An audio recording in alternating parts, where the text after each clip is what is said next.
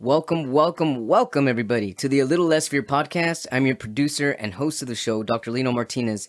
This is your motivational podcast of people's incredible journeys. Oh, yeah, let's do this.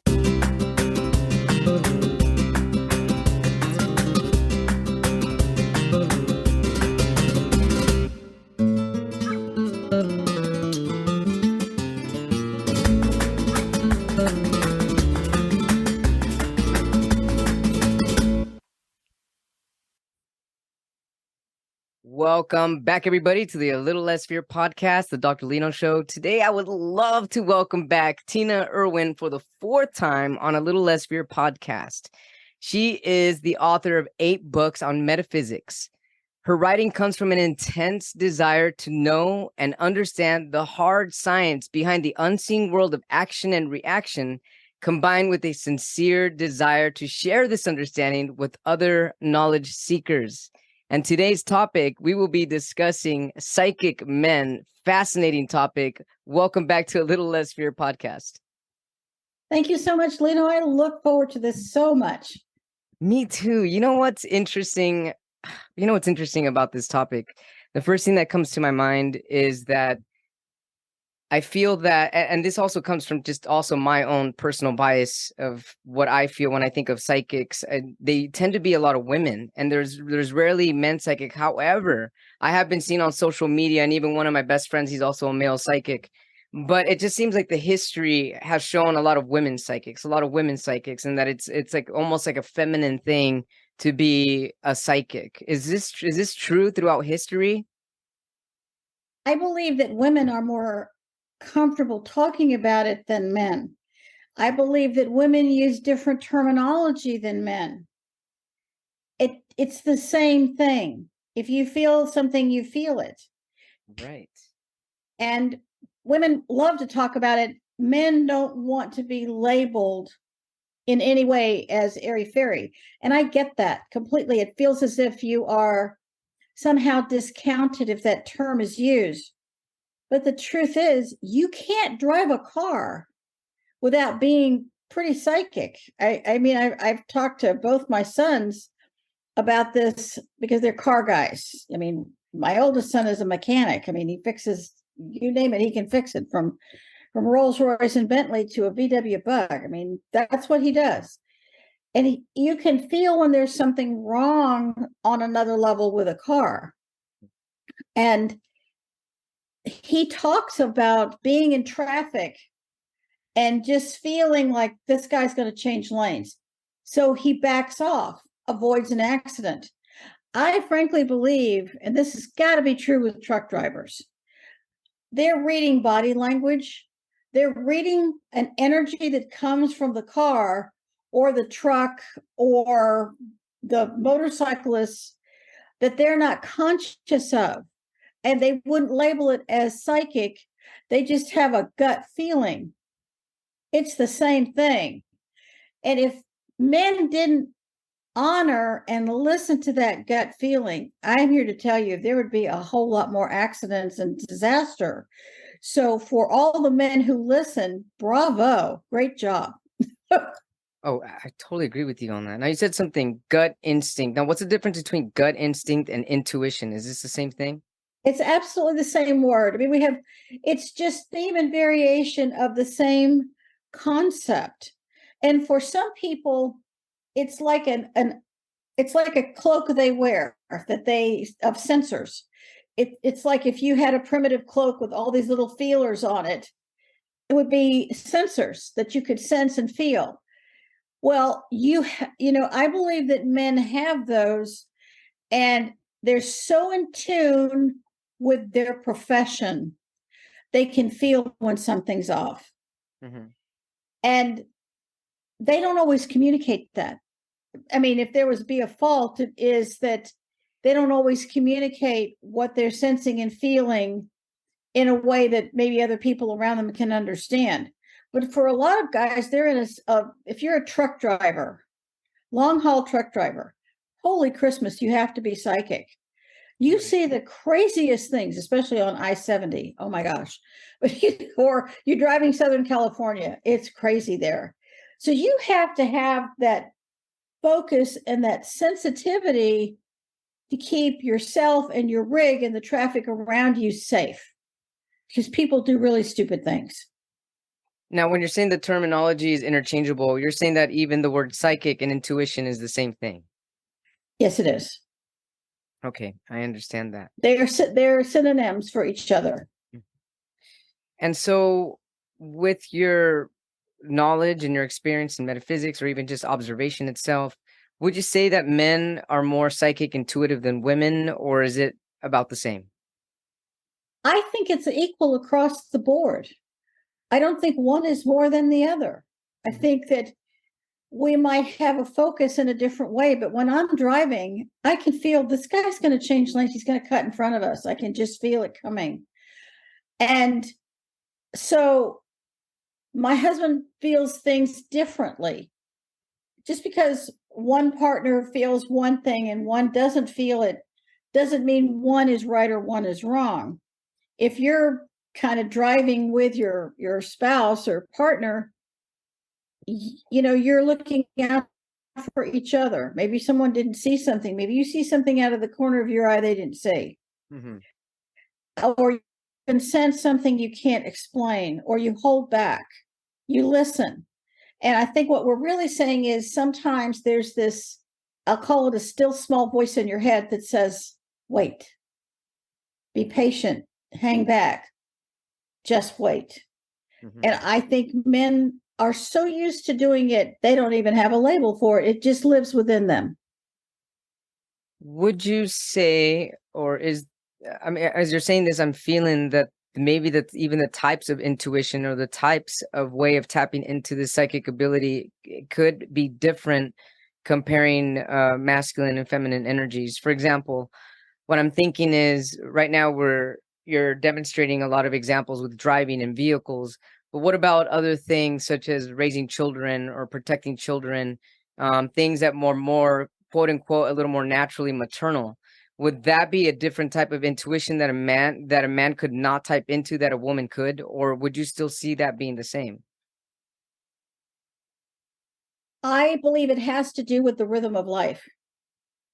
When a woman is with children day after day, you have a natural rhythm with that child, with that personality. If especially with babies, if you have carried a baby for 9 months, or if you're an adoptive mother and you feel that child, you have a sense, I feel the baby is cold. I mean, oh, I feel like the child's awake now. I should go check on him. I mean, there's a fascinating story of a woman who had a feeling that she should grab her child from the room where the child was. And she picks the child up, and as she enters the next room, the chandelier falls and would have killed the child. Wow. She has no idea why she picked that kid up. That's incredible. Would a man have said if he had been there? I don't know. Maybe the voice would have spoken to the guy and he would have done the same thing. Mm-hmm. But it's very difficult to know. And I think that men have been told things as well. And I'll give you an example. My husband told me many years ago, he was captain of an oil rig in the right off the coast of Brazil. And on an oil rig, you have 30 days on, it's 28 days on and 28 days off. That's the cycle. Because the stress on an oil rig is so tremendous, you have to have absolute focus. So the 28 days is what they've calculated is the most a person's body can handle. And there are some women who are on rigs, but most of them are men. And he was captain of this rig. And his counterpart captain, because you have like a day of turnover, and then the ongoing captain leaves and the incoming captain's got it. So the captain was Norwegian and told this story. This is before my husband got to this rig. And in the story, he said, I was flying back to Norway from Rio de Janeiro, and I was flying Air France. Mm-hmm. And I'm getting on the plane, and, Transocean makes the arrangements. Transocean, by the way, is an astonishingly amazing company. They're very good to their people, surprisingly good and generous to their people. It doesn't matter what your rank or rate is. They've been a very good company. So he's flying back to Norway. Mm-hmm. So he got an Air France flight, and he's going from Rio to Paris to Oslo. Simple. And he gets up and he doesn't feel right. He says, that nagging feeling. Something's off. What is it? He can't put his finger on it. And I liken that to trying to tune an old radio set to get that signal to come in. Get that clarity. Get that clarity of that signal. And so he goes to the airport, and he's walking up to the desk, and he's walking to the desk slower and slower. And the closer he gets to the desk, the higher his anxiety level gets. Wow.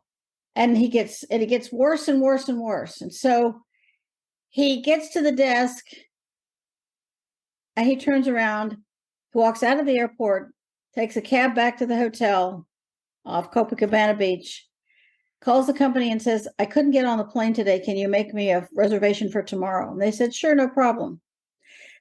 So this man was not on that Air France flight that went down in the Atlantic. Holy moly. And he wasn't supposed to die that day.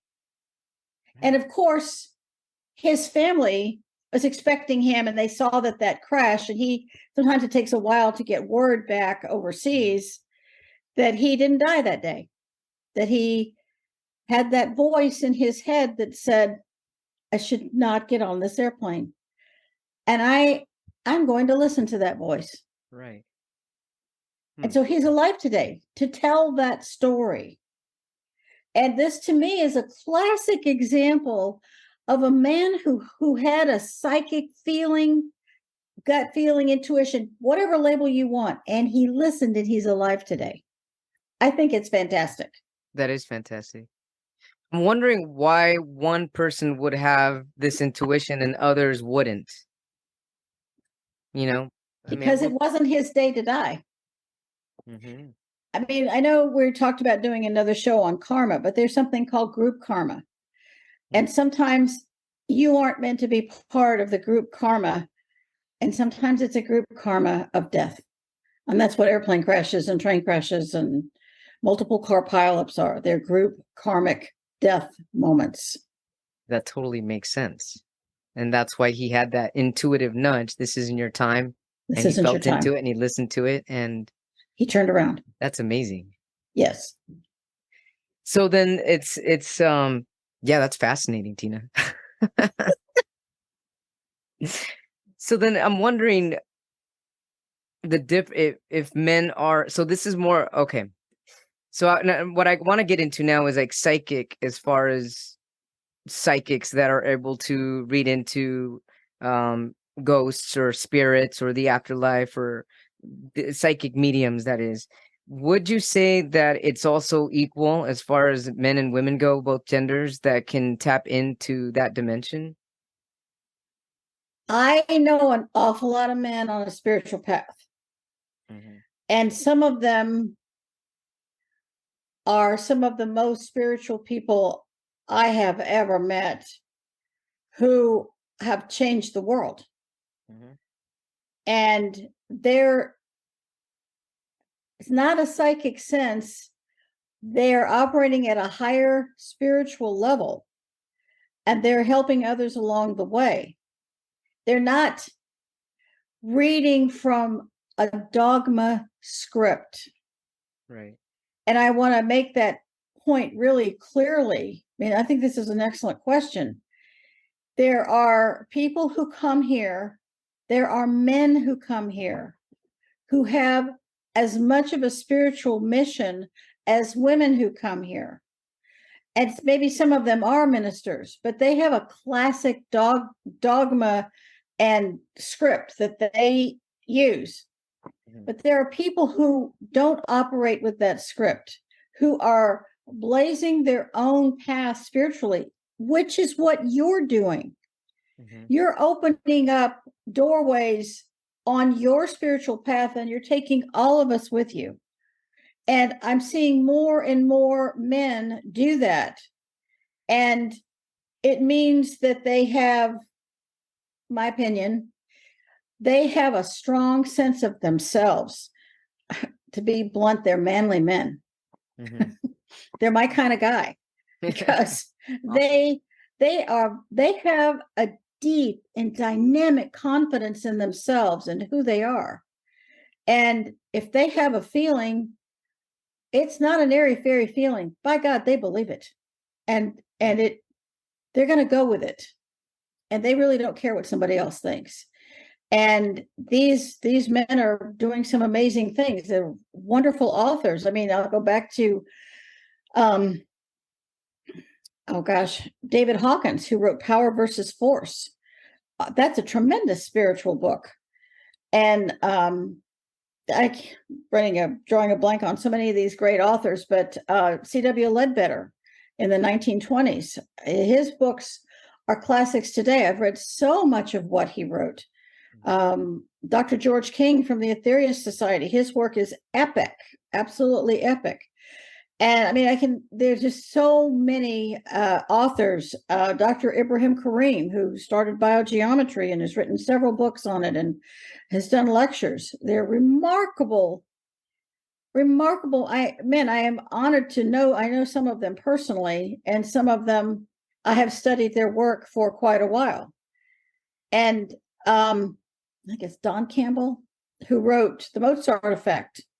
Mm-hmm. And let us not forget Brian Weiss, who talks about how you can use past lives. He's a board certified psychiatrist. You can use, your study of past lives to heal the traumas that come with mental illness. Right. So you have Bruce Goldberg, who has talked about people who are drunk and have 40 or 60 ghosts with them. Raymond Moody has talked about this very thing.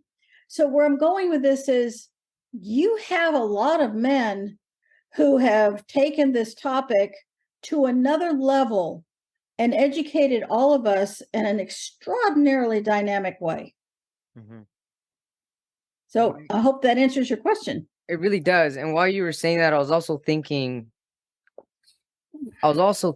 of quantum physics, and it seems to be a lot of men involved in quantum physics more than females.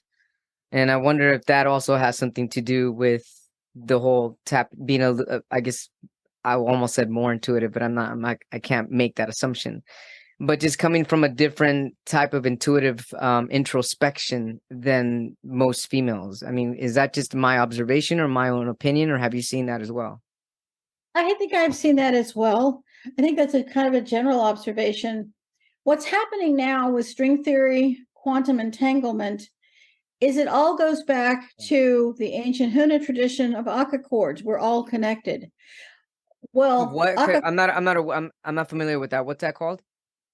Aka chords. It's a Huna concept. Huna is a Hawaiian tradition. Uh-huh. When you're in Hawaii, you hear about the big kahuna. Yeah. Well, the big kahuna was a spiritual master to the indigenous Hawaiian people. And they are the descendants of the original Lemurians who had the most beautiful society. And these basically white magicians in Hawaii, these kahuna masters would explain that we are all connected by something called aka chords, AKA. Chords. Aka chords. Uh-huh. And when you look at the word akashic, the first three letters are AKA. And what describes and writes your akashic records are your connections and experiences to every place you've ever been, every person you've ever met, everything you've ever touched, everything you've ever seen or heard or smelled. Those things are connected through this massive set of these aka chords, which is this what's called kino aka substance that comes from your solar plexus and then attaches. This is why people say, oh my gosh, I was right there when that happened. Oh my gosh, because they have a spiritual connection to something. And they feel it more than the person who had never stood in that spot. Mm-hmm. And that explains that. So that Akka cord is an ancient concept that is recognized in many, many different cultures. That concept is mirrored in quantum entanglement and string theory. What is Akka cord if it isn't the string that attaches everything to all of us? That's amazing. It's like a universal umbilical cord. Exactly. And I'm hoping I made that explanation clear, because people think, oh my God, string theory and quantum entanglement. It's so achingly simple. And what's happening is, for the first time, these astrophysicists, quantum physicists are now seeing and understanding how psychic ability works. It's not airy-fairy. It's hard physics.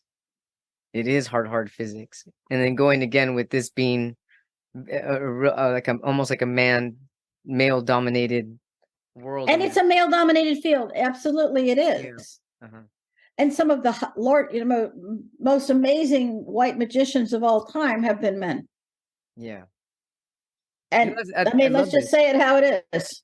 I'm really glad that there's that a lot of these scientists and these incredible human beings are now kind of stepping up and realizing or recognizing how psychic abilities work, because I feel that in the past, even just 10 years ago, they would have called a lot of people with high intuitive perspectives being almost crazy, and even giving people mood disorders or personality disorders or something in the DSM and psychiatric manuals. But people are now starting to see that this is real deal stuff that we're dealing with, that we're all cooperating in, and a lot of us not even aware that we have these abilities. That's absolutely true. And one other thing to keep in mind is that for a lot of men, they may have a psychic experience a couple times in their life that stands out. They may do a lot of subtle things throughout every day or every time in traffic or whatever that feeling is. Women are more likely to track how many they have. Unless you're a psychic child and you have so many things happening to you. Mm-hmm. But a lot of times one person will have this experience and they never have anything like it again. And are they psychic? Yes. Are they actively seeking psychic experiences? Probably not. Are they interested in the topic? Probably not. They're so freaked out by what happened that they can't wrap their brain around it, but they did it. Right. Something else I'm feeling right now. Mm-hmm. So women tend to be more empathic. That's what I've noticed, at least a little bit more. That's true. That is very true. And is empathy not on the same almost frequency or rhythm of intuition and psychic abilities? I know it's a challenging question, but I'm feeling these questions, and I'm wondering how that avenue would go. You hear a lot of, I'm trying to be careful how I say things. Many women call themselves empaths. Mm-hmm. You see this tremendously with teenage girls and young women. Oh, I'm an empath. I feel what everybody's feeling. If you were horribly abused, your auric field is full of holes. So you're going to feel what everybody around you is feeling. If you have suffered any kind of abuse, you have a vulnerability in your own force field. Well, men work really hard to shore up their force field so that they can project this inner and outer strength. Women are proud of being empaths. I can't think of a single guy who would be proud of saying that. Women are a conundrum because they want men to be sensitive, but they don't want them to be too sensitive. They want them to be manly men, but they want them to be sensitive to things happening. And it's you kind of can't have it both ways. You know, guys see things black and white sometimes. Women see things in, 28 shades of gray. So men use whatever their psychic ability is in this ordinary practical situation. Women are looking for the paranormal. Now, I have an awful lot of guys who are paranormal investigators. They just eat this stuff up with a spoon. They're fascinated by it. Are they empaths? Not necessarily. Do they have incredibly inquiring minds and want to know? Of course they do. I would say more men than women watched Ancient Aliens, or the X-Files. I mean, some of us were glued to it, or Star Trek's. So, because there was a lot of intuition in Star Trek, a lot of feeling, a lot of sensitivity. You cannot be a good ship captain, right, and not be sensitive. You can't. You True. cannot run your ship if you're hardwired in just this one rigid way. You're going to have an accident. Right. That's true. That's so true. And so in women being more okay, so men do have the ability to be as empathic as women, but because of history, I'll just say even maybe the last 200-300 years, men have adapted or evolved to be a little more hard on the outside. But I'm seeing an evolution happening around me, and I see it on social media. I mean, I'm 43, and I can see people, men in their 20s, that are speaking in ways that I never knew that men would be able to speak, very empathically, very emotionally, very nurturing. I'm seeing this evolution of men, and I feel that the roles are starting to change, where women are becoming a little more masculine and men are becoming more feminine. Are you seeing this? I feel that sometimes we're seeing people meet each other in the middle. I would hate to make a generalization about a population. Sure. I feel that men are becoming more curious about things. Women are facing the hard realities of day-to-day life in a business world. They True. have to change. That is so true. You can't, women, I mean, when I was in the Navy, I had to learn the language of men. And I saw a lot of, younger women get so upset, with how men do things. And I said, but you entered their world. You have to learn their language. They don't have to learn your language. This is their world.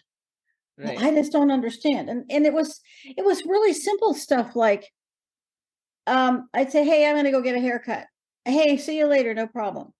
But if I said, oh, I have a hairdresser's appointment at 4 and, I'm not sure what's going to happen with my hair, they would go, oh my God, what a twit. So both sentences were correct, but men heard the first one in their language, in their vernacular. Hey, XO, I'm going to get a haircut. Well, I said the same thing back. If your kid is sick, you don't go to your boss in the military and say, oh, my child was so sick and I was up all night. Don't care.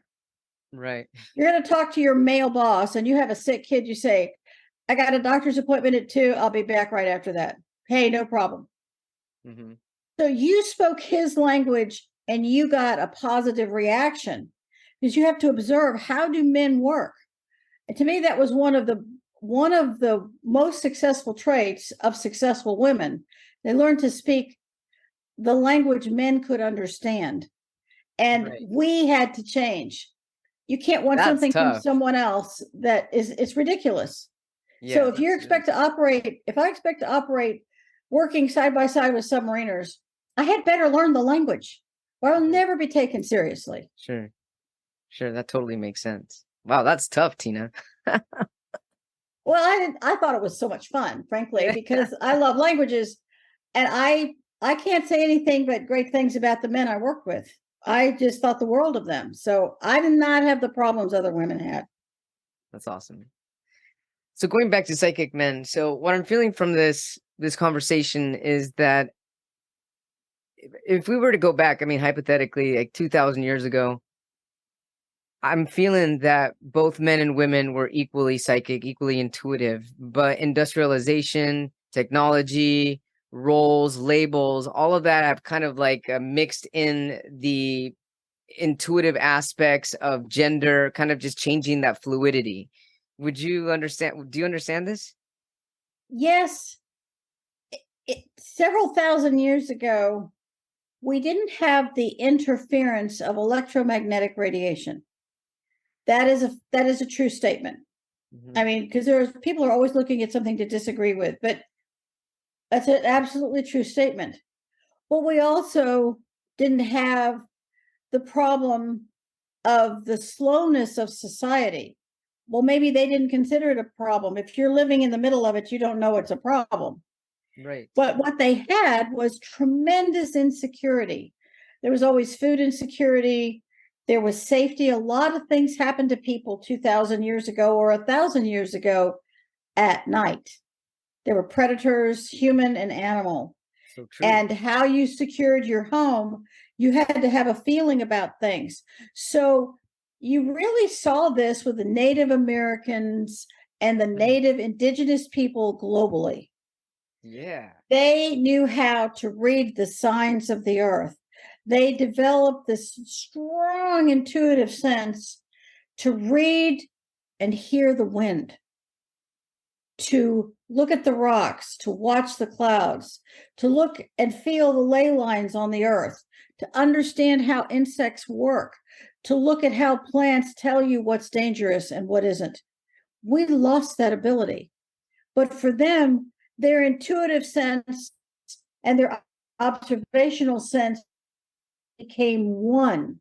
They wouldn't have separated it. Does that make sense? It absolutely makes sense. And actually, as you said that, I thought of the movie Apocalypto. Did you ever see that movie? I did not. It's But it, I it I saw yeah. Dancing with Wolves, and Dancing with Wolves, Yeah, that's an excellent movie too. I that was love a it. really excellent movie because Kevin Costner had to change. He had to see the world through the eyes of the Native American tribe that where they befriended each other, Right. and he had to change and feel and learn to listen. It's a lot of psychic ability you earn life after life after life. And then in that life where you have this accumulation of a lot of psychic experiences in past lives, now you have to apply it. Sometimes you have to relearn to listen and to develop the discipline to use it correctly. And Hmm. I think that a lot of Native people simply felt like it lived within them. But when we have so much electromagnetic radiation, so many distractions, listening to that psychic sense is a little bit more challenging. Now, when you're saying electromagnetic radiation, you're talking about like cell phones and televisions and radio frequencies, all of that stuff. And all the cell phone towers and everything is constantly watching. I mean, if someone said, I always feel like somebody's watching me. Well, 50 years ago, you'd say, oh my God, you're paranoid. Today, it's like, oh yeah, well, there's a camera on every corner. There's a jillion cameras everywhere. So you are constantly being watched. It So doesn't true. mean you have a Right. ghost, you know? Right. Right. That's incredible. I never really thought of it that way. Another thing I thought of, I consider myself very intuitive and very psychic. I can't imagine how much more I'd be able to hone in on my skills if I didn't have all this electromagnetic waves all around me. That's really incredible. I never thought of this. That's What amazing. happened with Native people is they knew how to listen to the voice and the language of nature. Love that. The Native people learned the language. We're up here in Washington State, and our son's property has 500 and 600-year-old trees on it. Wow. It's old growth forest. And I studied biogeometry and how ley lines exist on the earth. And for the first time on an untouched piece of property, except for a dirt road, you can see where one line starts and another line where it starts and stops. You can see how the deer use only certain paths, where certain plants start and stop because that ley line stops, because that level of energy isn't there at this next mathematical degree. If you're a native person, don't build your settlement right here, because these stinging nettles are going to just be horrible for you. But if you have an illness, you're going to collect them carefully and brew them, and they'll heal you. So you didn't say this is good or bad. You said this is better for living. This is better for healing. And you valued on an equal level everything you saw in nature. A wolf isn't good or bad. A wolf is necessary.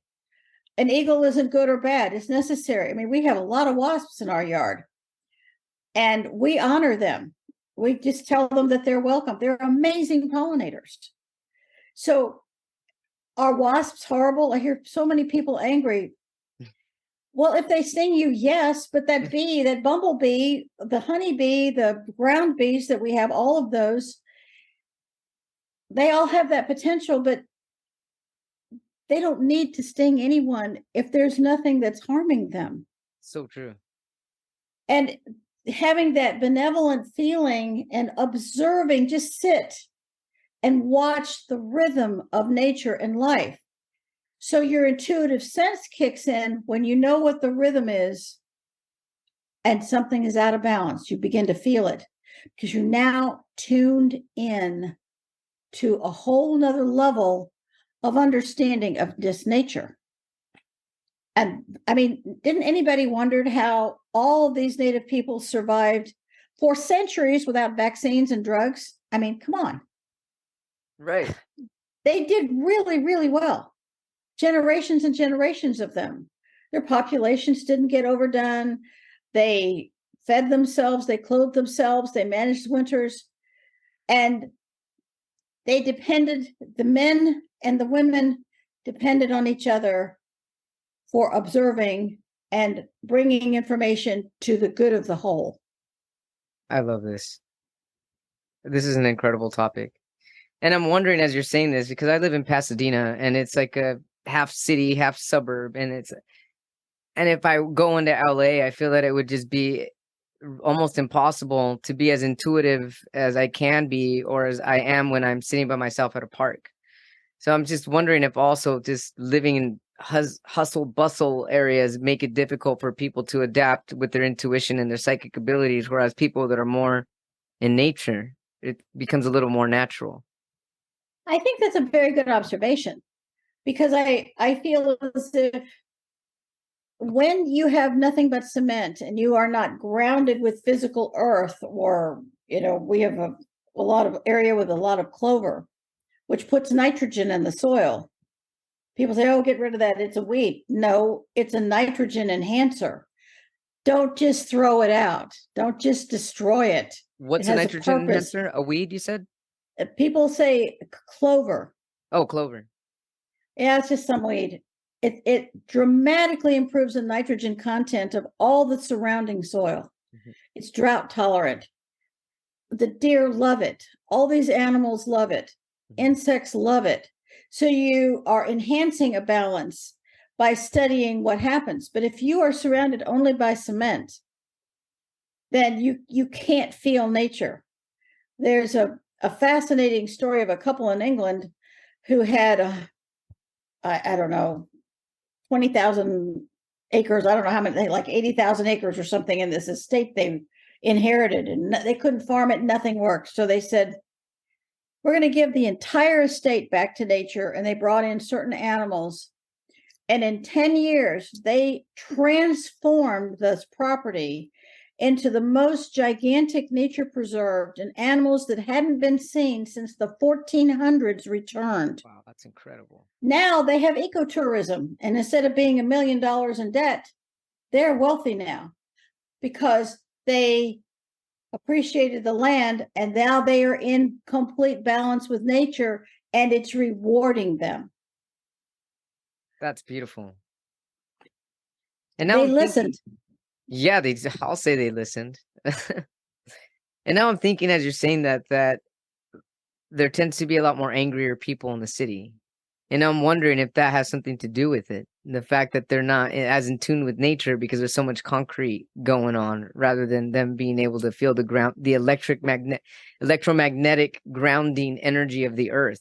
And that can possibly cause people to become a little more irate and more angry and less in harmony with nature and themselves. Well, it's this subtle nails on a chalkboard feeling inside their auric field that never leaves them.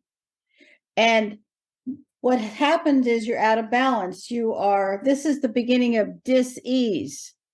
You're no longer at ease, you're out of ease, you're in dis-ease, which is where all of these terrible illnesses can come from. Mm-hmm. Because in a lot of native tribes, cancer, tuberculosis, all of these other things were unknown. Right. They didn't exist.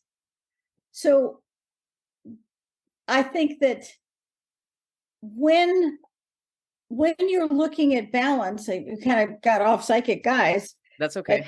But when you're looking at, if you look at the elders of a tribe, the shamans of the tribe, Mm-hmm. they were respected. They weren't charlatans. The shamans could feel things.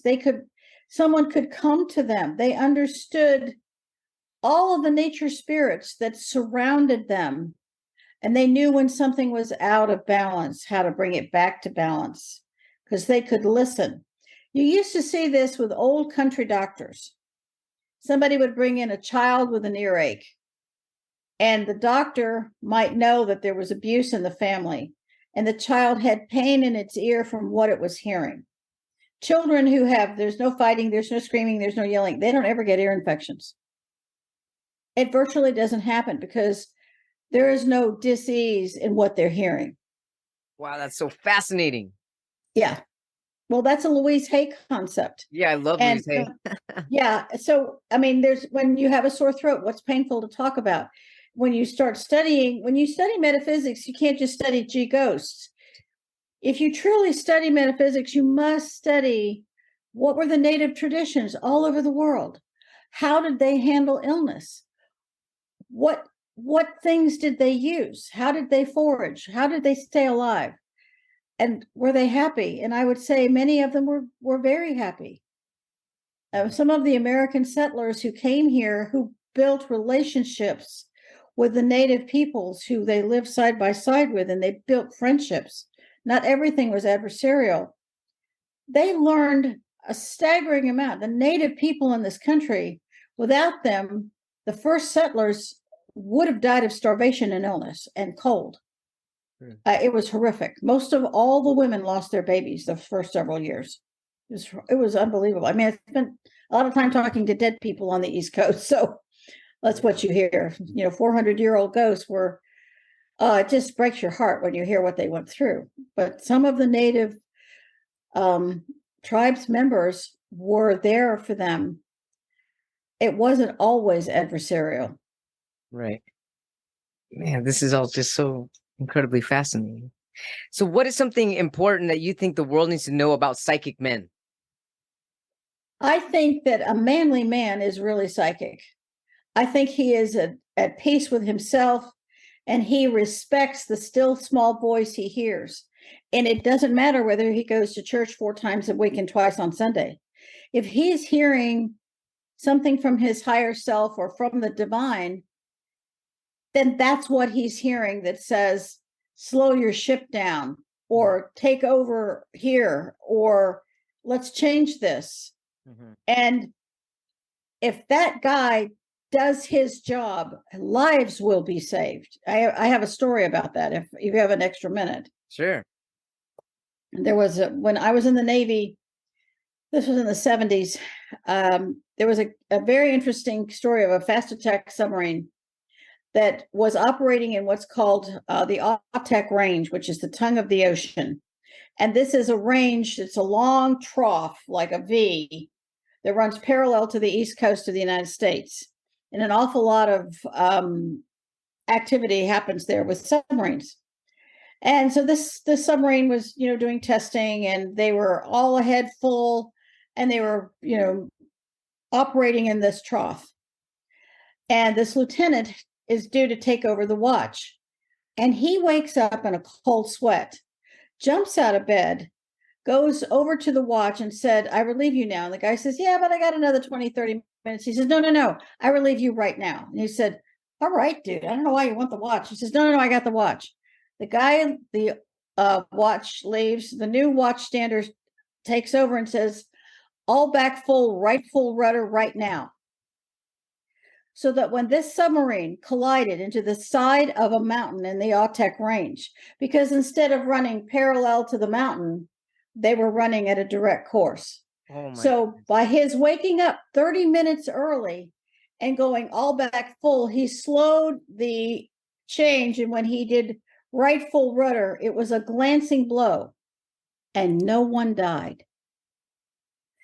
And of course, he was court-martialed because he was the watch and he didn't get permission.